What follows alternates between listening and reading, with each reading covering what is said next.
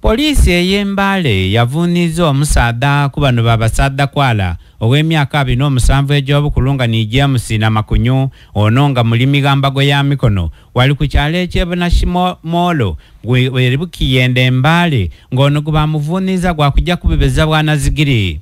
Ononi omugame baliko banga yagire yabebezaamu akaana akakalina okukongoza amaino era nga ni buno obwana kwa myaka 5 egy'obukulu. Omwogezi wa polisi mu kikerezo ekya Mount Elgon ni Crispus Taitika abikakaisa yakoba ati kituufu omusaadha ow'omwoyo omubi oyo tulinaye.